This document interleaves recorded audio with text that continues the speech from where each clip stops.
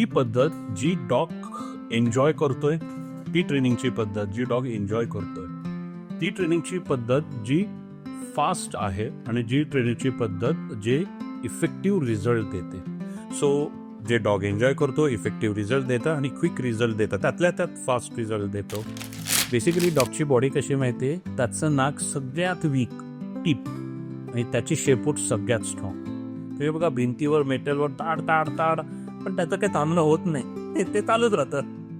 त्याची शेपूट एवढी स्ट्रॉंग आहे, पण त्याच्या नाकाला तुम्ही फुंकर मारा नाकावर, त्याला ते सहन नाही होत. तो बऱ्याचदा काय होतं ना की आपण डॉक्टरना अपेक्षा धरतो त्याचं वय, त्याचं ब्रीड, त्याचं पर्सनॅलिटी या कुठल्याही गोष्टी कन्सिडर न करता की काही बाहेर काही गरज पडली ना तर my dog will save me, right. पण एक्झॅक्टली तेच डॉग तुमच्याकडनं अपेक्षित करत असतं की काही थ्रेट आला तर बाबा माझा माणूस जो आहे ना तो मला वाचवेल.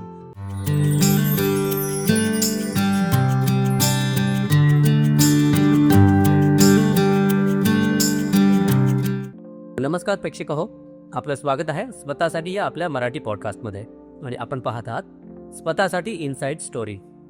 आज नेहमीप्रमाणे आपल्यासोबत आहे विक्रांतजी देशमुख, पॉ करेक्ट विथ विक्रांत याची फाउंडर. आणि आपण मागच्या अनेक एपिसोडमधून अनेक प्रकारची वेगवेगळी माहिती घेत आलो आहोत आणि आज पुन्हा आपण या नवीन एपिसोडमध्ये त्यांच्याकडनं वेगवेगळ्या प्रकारची माहिती जाणून घेणार आहोत. तर चला सुरुवात करूया आजच्या या नवीन एपिसोडला. विक्रांतजी, आजचा आपला एपिसोड आहे leash and collar wash, the real reason dog schools. तर यात मला प्रश्न हा विचारायला आवडेल की लीश पुलिंग का होतं, म्हणजे हा खूप मोठा प्रॉब्लेम आहे की लीश पुलिंग होतं, डॉग पुल करतात, तर त्याविषयी आम्हाला सांगाल का? ओके, सी बेसिकली हे त्यांच्यासाठी नॅचरल प्रोसेस नाही. एक डॉग दुसऱ्या डॉगला लीशवर काही वॉक देत नाही, ते स्वतंत्र असतात. दुसरी गोष्ट आहे आता हे अज्ञानमुळे होतं, त्यांना माहीत नसल्यामुळे हे होतं, पण त्याच्यामागची बेसिक कारणं आहेत ही एक्साइटमेंट, राईट. होतं कसं, पपी असल्यापासून पेट पॅरेंट काय करतं, चलो चलो घुमी घुमी जाएंगे, लेट्स गो वॉक वगैरे या टाईपमध्ये एक्साइटमेंट क्रिएट करतात. डॉग काय करतो, ती लीश बघतो, असोसिएशन, राईट. मग भावना, excitement. So leash is equal to excitement, right. मग आता एक्साइटमेंटमध्ये काय होतं, what you do, can you sit calmly, bouncy, right, rushing through, तुम्ही चालणार नाही, तुम्ही पळणार. So that's what excitement. Brain जर तुमचं एक्सायटेड झालं आहे तर ते गोष्टी करणार. बरं, याच्यामध्ये काय होतं ना, नोईंगली अननोईंगली डॉगच्या या एक्साइटिंग स्टेट ऑफ माइंडला वॉक द्यायच्या वेळेला अननोईंगली बेट पॅरेंट रिवॉर्ड देतात. आता इथे रिवॉर्ड काय झाला, बाहेर फिरायला जाणं, त्याला जे पाहिजे ते तुम्ही देताय. कशासाठी, to be excited, right. So मग तो लिश लावताना नाचणार, मग कसं तरी तुम्ही ते करून त्याला ती लिश लावणार. मग दरवाजा उघडल्यावर तो झुप करून तो he will rush through the door, आणि मग ते तसंच सगळीकडं मग लेफ्ट राईट, कुठं स्ट्रक्चर वॉक नाही आहे, त्याच्यामध्ये काही नियम नाही, डिसिप्लिन नाही, आणि वॉक कंटिन्यू होत जातो, राईट. प्लस ह्याच्यामध्ये काय करतो, अननोईंगली आपण त्याचा पुल करण्याचा ड्राईव्ह हा वाढवतो. कसं वाढवतो, त्याला रिस्ट्रिक्ट करून, त्याला पुढं जायचंय आपण त्याला रिस्ट्रिक्ट करतो, त्याच्यामुळे तो अजून पॉवर वापरतो आणि त्याला सक्सेस मिळत जातो. सक्सेस कशासाठी मिळाला, पुल करून जाण्यासाठी सक्सेस मिळाला. दुसरी आहे क्युरियोसिटी. डॉग हा खूप क्युरियस प्राणी आहे, त्याला खूप गोष्टी माहिती करून घ्यायच्या असतात. मग ते आवाज असेल, तो वास असेल, ते आयसाईट्स असेल, त्याला खूप जाणून घेण्याच्या गोष्टी असतात. आणि त्याची बेसिकली स्निफिंग पॉवर ही एवढी जास्त आहे की तुम्हाला ते कळणार पण नाही, पण त्याला तो वास मिळालेला असतो आणि जर त्याला तो इंटरेस्टिंग वाटला तर तो शोधण्यासाठी, त्याचा तो सोर्स शोधण्यासाठी ही माईट पुल यू. दुसरं आहे फिजिकल एक्झर्शन. त्याला सफिशियंट वॉक मिळत नाही, सफिशियंट फिजिकल मेहनत करायला मिळत नाही आहे, त्याच्यामुळे काय होते, पुलिंग केल्याने हीच एक्झर्शन होते त्याचं. सो ती एनर्जी ड्रेन आउट व्हायला, नॉर्मल चालण्यापेक्षा ताकद लावून चालायला, काहीतरी ओढत चालल्याच राईट, त्याला ड्रेन आउट तो फिजिकली होतो. दुसरं आहे रिॲक्टिव्हिटीचा problem. Dog to dog socialisation झालं नसेल, dog to other animal socialisation झालेलं नसेल तर दुसऱ्या डॉगला बघून किंवा दुसऱ्या गाई म्हशींना वगैरे बघून डॉग त्यांच्या अंगावर लॉन्च होतो, ओढतो, दिसला का मग त्याच्या फाईट करण्यासाठी जातो. त्यांनी सुद्धा लिश पुलिंग अल्टिमेटली होतं. परत एकदा आपण रिस्ट्रिक्ट करतो विथ इंटेन्शन की बाबा फाईट नको व्हायला, पण त्याने काय होतं ना, फाईट करण्याचा ड्राईव्ह अजून वाढतो. बेसिकली हे करणं चुकीचं आहे, याचे कॉन्सिक्वेन्सेस आपण देत नाही, हे सांगत नाही, याचे कॉन्सिक्वेन्सेस आपण म्हणजे त्याला करेक्शन्स देत नाही, व्हर्बल अँड फिजिकल करेक्शन देत नाही, त्याच्यामुळे त्याला हे समजत नाही. आपण काय करतो, सोप्पा मार्ग पत्करतो, रिस्ट्रिक्ट करतो. आता विचार करा, तुमची आणि माझी भांडणं चालली आहेत, आणि आता ती भांडणं फिजिकल फाईटपर्यंत बकायदा आपण मुक्काबाजी दोघांची चाललेली आहे. माझ्या फॅमिलीतला कोणतरी आला, त्यांनी मला पकडून ठेवलं की अरे नका भांडू वगैरे या हिशोबाने. ठीक आहे, आता मी काय, हा ठीक आहे पकडला, आता गप्प मी, असं होणार आहे? मी त्याच्या तावडीतनं सुटण्याचा प्रयत्न करणार, सोड मला. सो माझा द्वेष अजून वाढला तुमच्या अंगावर अटॅक करण्याचा. जो नॉर्मली जे मुक्काबागी चालला होता तो ह्याच्यावर आला, आणि मग माझा नेक्स्ट मुक्का त्या द्वेषाने तुमच्याकडे. So that's what you build a drive, त्याला रिस्ट्रिक्ट करून. त्यांनी ते पुलिंग होतं, ड्राईव्ह वाढत जातो ना बेसिकली. सो जसजशी हे प्रॅक्टिस मिळते तेवढं तर पुलिंग जास्त करत जाणार आहे, कारण का ट्रिगर फॅक्टर त्याचा तो बनत जातो. दुसरा आहे नर्वसनेस. तो basically territory, dogs are territorial. So तो दुसऱ्याच्या टेरिटरीत जातोय, तो डॉग तो नर्वस होतो, कारण का त्याला माहिती आहे की ही माझी टेरिटरी नाही, I might not be safe. Basically जर त्याचा हँडलरवर विश्वास नसेल की हा मला वाचू शकतो की नाही. बऱ्याचदा काय होतं ना की आपण डॉगकडनं अपेक्षा धरतो, त्याचं वय, त्याचं ब्रीड, त्याचं पर्सनॅलिटी या कुठल्याही गोष्टी कन्सिडर नसता, की काही बाहेर काही गरज पडली ना तर my dog will save me, right. पण एक्झॅक्टली तेच डॉग तुमच्याकडनं अपेक्षित करत असतो की काही थ्रेट आला तर बाबा माझा माणूस जो आहे ना तो मला वाचवेल. पण होतं काही नाही ते. मग तो डॉग नर्वस होतो की अरे बाबा एक्सटर्नल टेरिटरीमध्ये आलोय, राईट, याच्या भरोशावर आलो, आता हाच नर्वस झाला, आता मला माझ्याबरोबर यालाही वाचवावं लागेल. देन डॉग इज लाईक दिस, कुठं काय झालंय, कुठं काय, त्या अलर्ट मोडमध्ये. आणि मग ते चेक करायला, पुढचा सरफेस सिक्युअर करण्यासाठी he has to go forward. So त्याने सुद्धा पुलिंग होते, आणि हे पुलिंग घरी परत येताना सुद्धा होते फॉर सेफ्टी. की उलटा जेव्हा तुम्ही घराकडे यायला लागता तेव्हा चल बाबा लवकर लवकर चल आपल्या आपल्या घरी जाऊ आपण, त्याने सुद्धा लिश पुलिंग होते. Lack of inappropriate loose leash walk training. Leash हा एक एक्सटर्नल टूल आहे, हा नॅचरल टूल नाही आहे. जसं आपण लहान मुलाचा हात पकडून त्याला पब्लिक प्रिमायसेसमध्ये वॉक देतो, तसं डॉगचा पाय पकडून आपण नाही वॉक देऊ शकत. सो म्हणून पब्लिक सेफ्टीसाठी डॉगच्या आणि ॲज वेल ॲज अदर सोसायटी मेंबर्स, बाकीची माणसं, बाकीचे प्राणी यांच्या सेफ्टीसाठी ते एक सेफ्टी टूल बनवलं की बाबा मी माझ्या पेटला सिक्युअरली असा पब्लिक प्रिमायसेसमध्ये वॉक दे. पण हे शिकवलं गेलेलं नाही आहे, राईट. सो एक तर शिकवलं गेलं नसेल किंवा शिकवण्याची पद्धत चुकीची असेल, त्याने सुद्धा लिश पुलिंग होतं. दुसरं आहे चुकीचे हार्नेसेस वापरणं, चुकीचे कॉलर्स वापरणं. सो पुलिंगसाठी बॉडी हार्नेस ही वापरली जाते. आपण काय करतो, डॉग ओढतो, त्याच्या गळाला त्रास नको व्हायला म्हणून ती फ्लॅट कॉलरच्या ऐवजी त्याला बॉडी हार्नेस घालतो. बॉडी हार्नेस हा पुलिंगसाठी बनलायचं. डॉगला काही गोष्ट ओझं खेचायचं असेल तो त्याच्यासाठी बनलाय, कारण का हार्नेस त्याचे शोल्डर, त्याची चेस्ट, हे स्ट्रॉंग बॉडी पार्ट जे आहेत त्याच्यावर खेळतं. आणि जिथे तुम्ही लिश हुक करता, जर ते अप्रोप्रिएटली तुम्ही फिट केलेली असेल हार्नेस, तर त्याच्या बॉडीची जी सेंटर ऑफ ग्रॅव्हिटी आहे तिथं तो पॉईंट येतो. त्याच्यामुळे वजन ओढताना डॉग असा वर उचलला नाही जात, तो जमिनीला खिळून जातो, कारण का ग्रॅव्हिटी त्याला मदत करते. ॲट द सेम टाइम छाती आणि शोल्डर हे त्याचे स्ट्रॉंग बॉडी पार्ट आहेत, त्यांनी तो ताकद लावून ते सामान सहजपणे ओढू शकतो, राईट. आता तुम्ही जर ती हार्नेस लावली, तुम्ही त्याच्या स्ट्रेंथवर खेळताय, he is going to win, right, he is going to pull you, right. पण तीच नॉर्मल फ्लॅग कॉलर काय करते. सो आता हा सपोज डॉग आपण मानू, हे तोंड असं मानू पण. सो इथे जेव्हा मानेजवळ तुम्ही कॉलर लावता तेव्हा त्याच्या सेंटर ऑफ ग्रॅव्हिटीच्या थोडंसं लांब तुम्ही तो प्रेशर पॉईंट ठेवता. त्यामुळे काय होतं, त्यामुळे आता बट हा ट्रेनिंगचा एक पार्ट आहे. त्याच्यामुळे जेव्हा तुम्ही त्याला करेक्शन देता, साईडवेज जेव्हा झटका देता, ओढरचं नाही म्हणत आहे, ओढलं तर फिजिक्सचा अपोजिट फोर्सचा रूल लागू होतो, राईट. मी इकडं ओढलं तर डॉग तिकडं ओढणार आहे. मला ओढायला ताकद लागते, इथे झटका द्यायचा असतो, राईट. तो झटका म्हणजे काय, तर तो झटका डॉगचा बॅलन्स घालवण्यासाठी.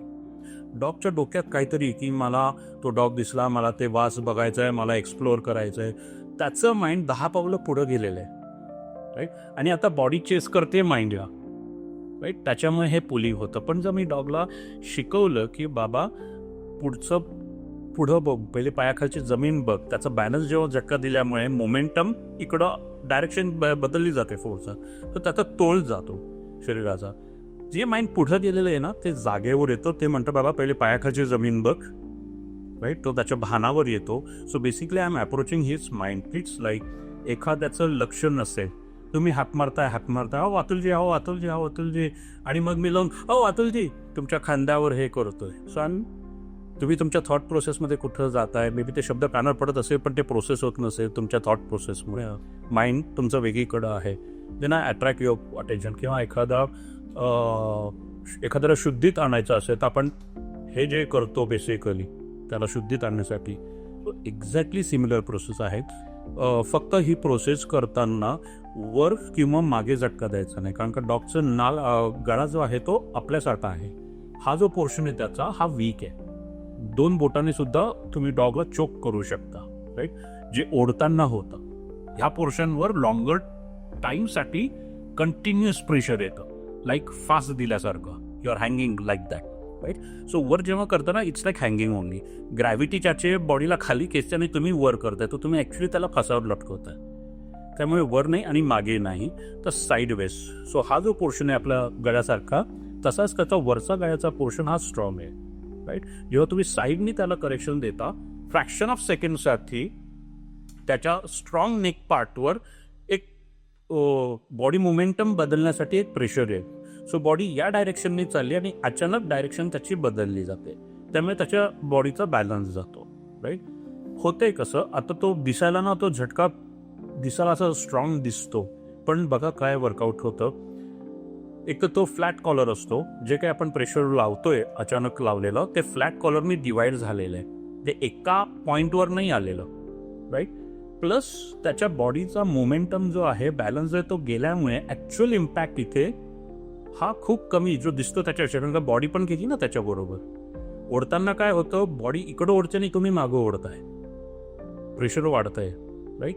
पण इकडं गेल्यामुळे काय होतं, इथं इम्पॅक्ट कमी झाला. स्ट्रॉंग बॉडी पार्टवर फ्रॅक्शन ऑफ सेकंडसाठी इम्पॅक्ट येतो आणि बॉडी त्या डायरेक्शनला गेल्यामुळे ॲक्च्युअली इम्पॅक्ट खूप कमी होतो. बेसिकली त्याचा तोल घालवण्याचं हे काम करतं, राईट. तोल गेल्यामुळे तो पहिले बाबा इथे शांत राहा या पद्धतीने ते होतं. लुरिंग एक टेक्निक आहे जिथे डॉगला ट्रीट देऊन लूर केलं जातं. कुठल्याही पद्धतीने तुम्ही शिकवू शकता, पण ती अप्रोप्रिएट पद्धत असली पाहिजे. असं काही फिक्स मेथड नाही आहे की अशाच पद्धतीने. खूप साऱ्या सक्सेसफुल ट्रेनिंगच्या मेथड आहे, त्या तुम्ही वापरल्या गेल्या पाहिजेत. पण ते न करता जर तुम्ही डॉगला फक्त लिश लावली तर त्याच्यामुळे लिश पुलिंग हे डेफिनेटली होतं. डॉग सायकोलॉजी म्हणजे नेमकं यात काय सांगते, काय असते ते? बेसिकली डॉगची सायकोलॉजी त्याला सांगते ती मगाशी म्हटल्यानुसार की leash is equal to excitement is equal to reward. बाहेर फिरायला जाणं, मिळणं, किंवा मग ते ट्रीट का असेलच, it's like reward for them, ठीक आहे. हे असोसिएशन बदलणं गरजेचं आहे, रिप्लेस करणं गरजेचं आहे एक्साइटमेंटशी to calmness. So leash is equal to calmness and is equal to reward. जर हे असोसिएशन आपण केलं, सो फॉर एक्झाम्पल मी लीश घेऊन आलो, ठीक आहे. जर माझा डॉग मला लीश नीट लावून देत नसेल, राईट, मी लीश लावणार नाही. मी मार्क करेल नो बॅक, मला हे आवडलं नाही, मी लीश ठेवून दे. परत 2-5 मिनिटांनी परत येईल, मी परत तीच क्रिया करेल. 10 वेळा 100 वेळा जी काय करायला लागेल ते वेळा मी या पद्धतीने कामली करणार, ठीक आहे. मी गडबड नाही करणार लीश लावायची, ठीक आहे. This is a part of training. अच्छा, ठीक आहे. हे association leash is equal to calmness हे असोसिएशन करण्यासाठीचं. आता त्याला समजलं म्हणून किंवा त्याने गिवअप केलं, हा ना नुसताच ॲक्टिंग करतो लीश लावायची पण लावत नाही, नुसतं दाखवतो घेऊन जातो म्हणून आता तो ना एक्साईट नाही होणार. हां माहिती आहे, हा परत जाणारच आहे, हा काय लावत नाही, असं असेल. किंवा खरंच त्याला समजलं असेल की बाबा मी काम राहिल्याशिवाय हा मला, आता ते मी सांगणं अवघड आहे की डॉगला समजलं की नाही समजलं, राईट. जे काही कारण असेल तो डॉग शांत बसतो, त्यावेळेला मी लीश लावणार. हे जेव्हा फ्रिक्वेंटली त्याला अनुभव मिळत जातो तेव्हा त्याच्या लक्षात येतं मी अकांतांडव केला तर हा लीश लावत नाही, पण मी शांत बसलो तर लीश लावतो. आता लीश लावल्यानंतर परत एकदा ट्रिगर फॅक्टर आला की हा लिस्ट लावल्यावर ना दरवाज्यातनं जायचं, राईट. आता लिस्ट तर मी लावली, आता तो परत एक्साइटेड झाला, अरे लावली बरं का या वेळेला, त्यांनी जायचं कॅन्सल नाही झाला प्लॅन फिरायला जायचा, परत एक्साइट झाला. मग आता मी काय करणार आहे, त्याला सांगणार आहे की बाबा माझ्या पुढं नाही जायचं, मला ओढू नको. हे मी डॉगला सांगतच नाही, कारण का डॉगला ते माहितीच नाहीये. मी मगाशी सांगितल्या पद्धतीने जर ओढलं तर त्याचा ड्राईव्ह वाढत जाणार आहे. सो ओढू नको हे मी सांगत नाही, मी डॉगला सांगतो माझ्या पुढे जाऊ नको. हे करण्यामागचं कारण सिंपल आहे. डॉगचं विजन 240-280 डिग्री असतं, पोनल विजन असतं. ब्रीड टू ब्रीड ते विजन कमी जास्त, पण 240-280 डिग्रीच्या मध्ये ते विजन असतं. जेव्हा डॉग माझ्या बरोबर चालतो तेव्हा मी त्याच्या विजनच्या बाउंड्रीमध्ये असतो. जसं आपण दोन लोक एकत्र चालले, आपल्याला ऍक्च्युअली दिसत नाही नीट प्रॉपर, पण आपल्याला माहिती की someone is beside us, right, कारण ते आपल्या विजनच्या बाउंड्रीवर आहे, राईट. जसा डॉग पुढं जातो आपण त्याच्या विजनच्या पेक्षा बाहेर जातो, त्याच्या विजनमध्ये राहत नाही आपण. त्यावेळेला मी त्याला निगेटिव्ह मार्क देतो, नो बॅड, मला हे आवडलं नाही, आणि मग ते करेक्शन्स येतात, त्याचा बॅलन्स जातो. मन जे कशा करण्यासाठी त्याला पुढं घेऊन गेलं असेल त्याला मी परत जागेवर आणतो. डॉगला हे समजायला फार वेळ लागत नाही, कारण का हे क्लिअर असोसिएशन आहे. ते बाकी गाड्या, झाडं, कुत्री, मांजरी, रस्त्यावरचे सगळे जे काही आहेत ते ॲज इट इज आहे. हा चिडतो कधी, हा रागावतो कधी, हा मला वर्बल करेक्शन्स नो बॅड म्हणतो कधी, अच्छा तो कॉमन फॅक्टर काढतो, हा नसतो नजरेच्या टप्प्यात ना, तेव्हा हा मला करेक्शन्स देतो. हे त्याला समजायला वेळ लागत नाही. मग आता डॉग काय करतो, एक तर तो तुम्हाला नजरेच्या टप्प्यात ठेवेल, किंवा तो थोडं तुमच्यापेक्षा मागे चालेल, क्लिअरली, डोक्याला तापच नको ना, क्लिअर विजनमध्ये ठेवेल.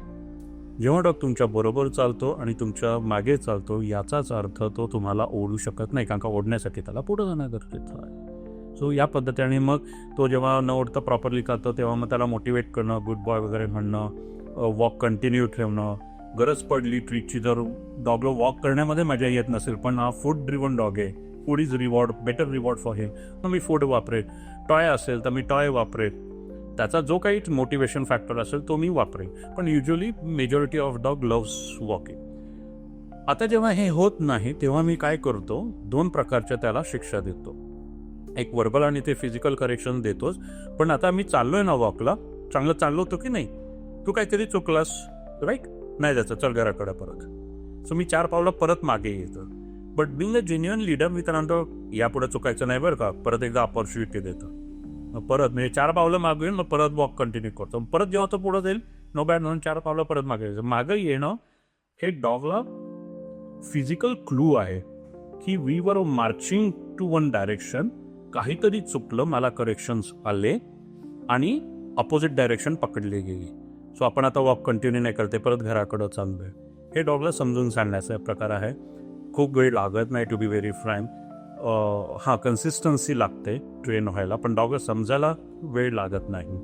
सो या पद्धतीने जर तुम्ही डॉगला सांगितलंच की whenever you will be calm mentally that time walk will be continued, right, त्यावेळेला हे लिश पुलिंग डॉग करणार नाही. कारण का जेव्हा डॉग शांतपणे वॉक घेतो तेव्हा त्याच्या लक्षात स्वतःच्या येतं की अरे मी छान एन्जॉय करतोय आणि वॉक हा लॉंगर वॉक होते, मला जास्त फिरायला मिळतंय, जास्त एक्सप्लोर करायला मिळतंय, तो वास मी जास्त चांगल्या पद्धतीने अनालाइज करू शकतोय because I am calm. Otherwise ते होत नाहीये.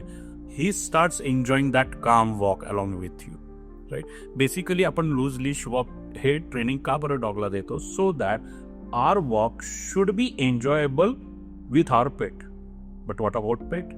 Your pets want to explore, your pets want to investigate many things, many things. They want to meet many other social animals in the society, right? मग मी त्याला सांगतो जर तू काम राहिलास तर हे दुसऱ्या डॉगला भेटणं, नवीन नवीन वास घेणं, नवीन नवीन जागेमध्ये फिरायला जाणं, हे सगळं पॉसिबल आहे.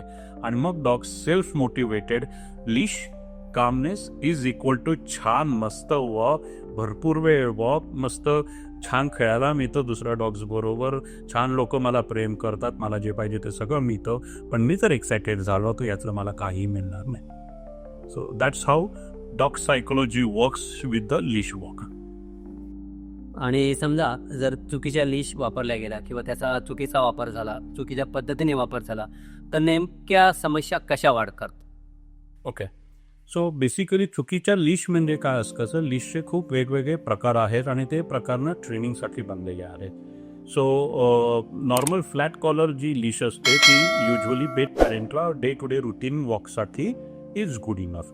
त्याच्यानंतर एक असते लॉंग लीड लीश, म्हणजे त्याची लेंथ ही जवळजवळ 20 फुटाची लेंथ असते.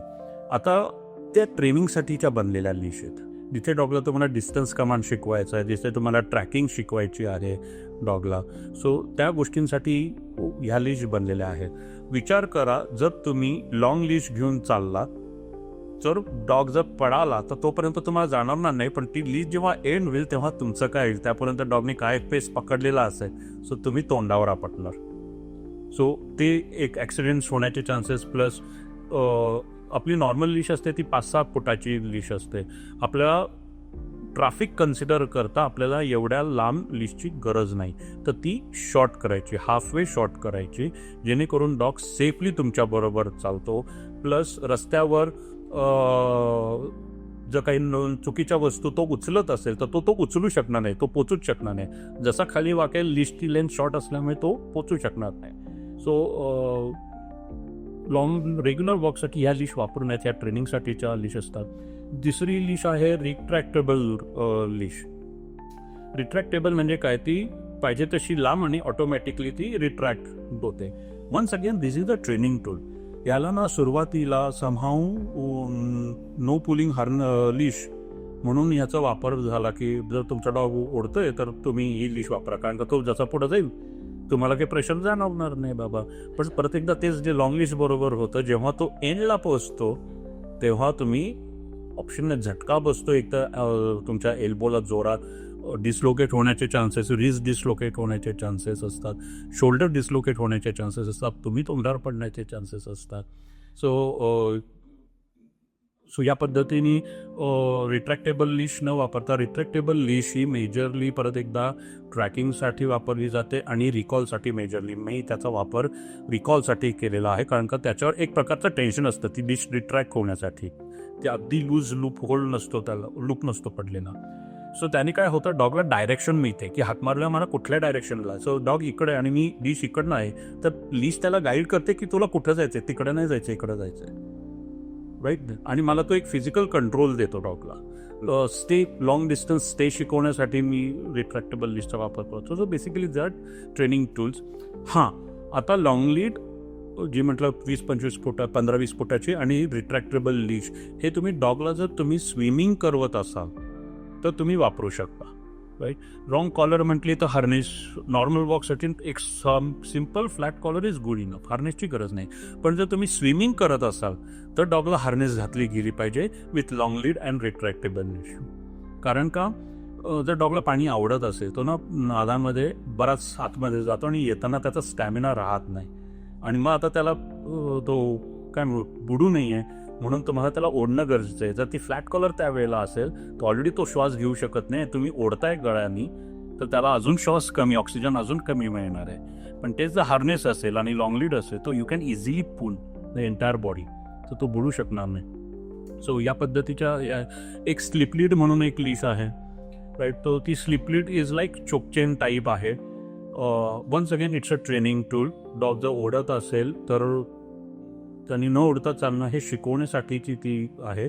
बट माझं रेकमेंडेशन आहे की हे केल्यानंतर तुम्ही परत फ्लॅट कॉलरवर शिफ्ट होता आलं पाहिजे, तुम्हाला तुमच्या ट्रेनिंग सिस्टीममध्ये ते पाहिजे.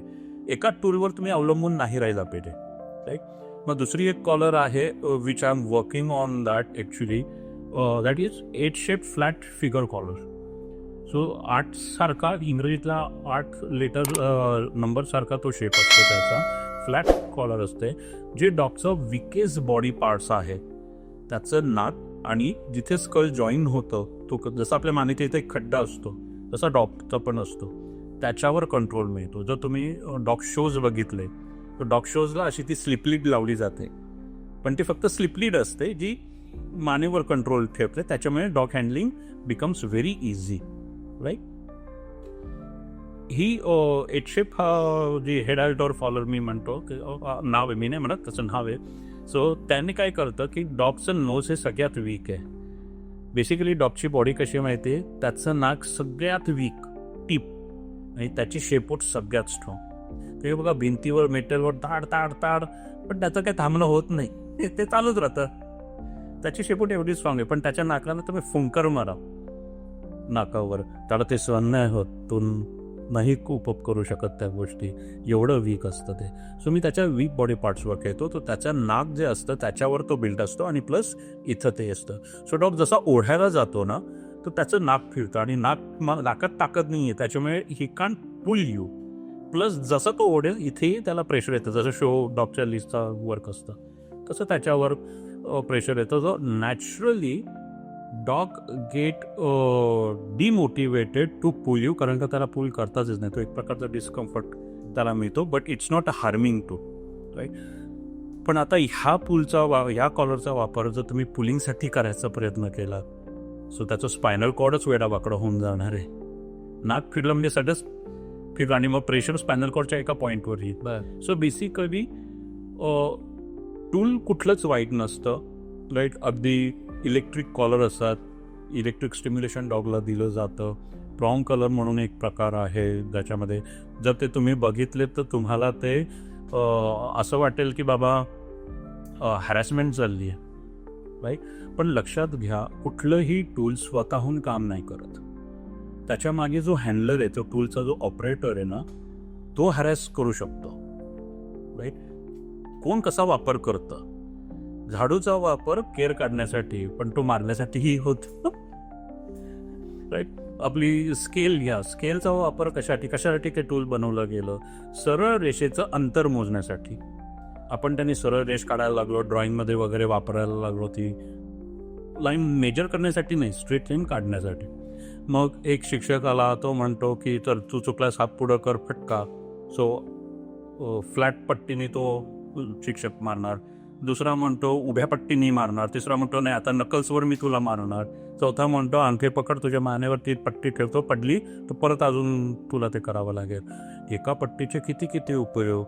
ते पट्टी बनवली, ते टूल बनवलं कशासाठी. मग पट्टी वाईट आहे का, तो झाडू वाईट आहे का, तसं त्या सगळ्या टूल्सचं आहे.